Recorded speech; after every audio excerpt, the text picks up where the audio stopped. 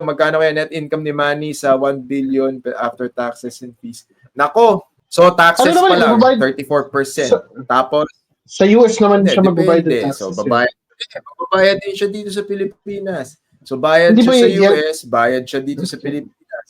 Depende eh. Alam ko nga, may BIR problems pa eh, na he has to settle. And then, babawas mo doon, management. Diba? Management fee. Magkano bang pa rin at least yan? Supposedly, kasi total, first niya lang, mga 14 nata. $14 million nata.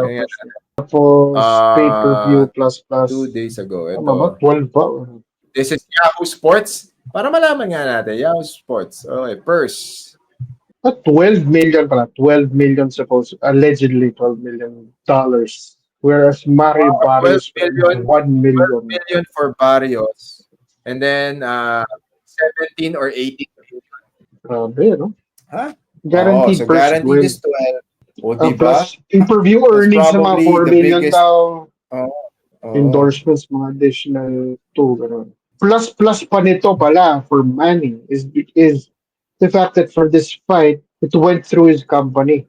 His promotion rather. Sa wakas, he's promoting himself now. I guess they could probably work something around para do sa taxes na part na dyan because he's promoting himself na. I think it's one of the ways kung paano na ikutan ni Mayweather before yung taxes niya. Promoting himself. Yeah. So almost $1 billion pesos.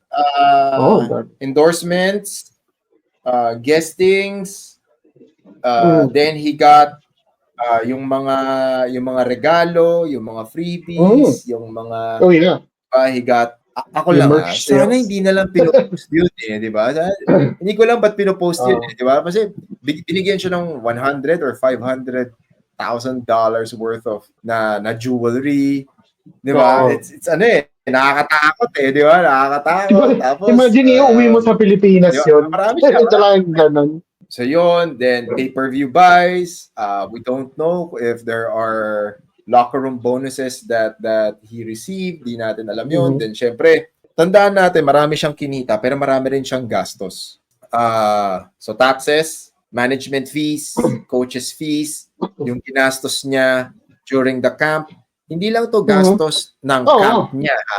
Gastos rin to nung entourage niya. So yung entourage niya, di ba, yung entourage niya for a month, lahat yun, nakatira, 20 to 30 people, I think. Kumakain, di ba, kumakain, naliligo, may daily na gastos, di ba? Tapos, on top of that, merong mga umaaligid-aligid na nagbabaka sakaling mabiyayaan. Di ba? Kasi si Manny, galante, mabait, di ba? So pag nakita ka, gusto ka niya, okay, abo. So you have to account yung amount na yon. And then his entourage is traveling with him. So traveling, gastos yun. Transportation, di natin alam. Nag-bus ba sila, nag-aeroplano, tapos lahat yun. Vegas, hotel, kakain, maglalakwatsa, di ba? Marami siyang gastos. So in as much as malaki yung kinita ni Manny, he needs to compute a lot of the deductions and then yun yung for the sana he was there for like 2 months nga ba? At least 2 months siya doon for the preparations. Diba? 2 months yun. 2 months yun na araw-araw gastos. Hindi mo lang ginagastos sa sarili mo. Ginagastosan mo lahat ng tao sa paligid mo. Tapos, syempre, yung mga yun, baka pwedeng pahinging ganito, pwedeng pahinging ganito. Diba? Pero for Manny, he's okay with that kasi he feeds off people's energy. It's the money matters, the business side. Yan din yung mga tao rin sana kung magpo-post kayo ng ganyan, sana tignan nyo na i-consider nyo, okay, wag nyo lang sabihin na kumita ng 1 billion si Manny. Computing nyo rin magkano yung ginastos niya.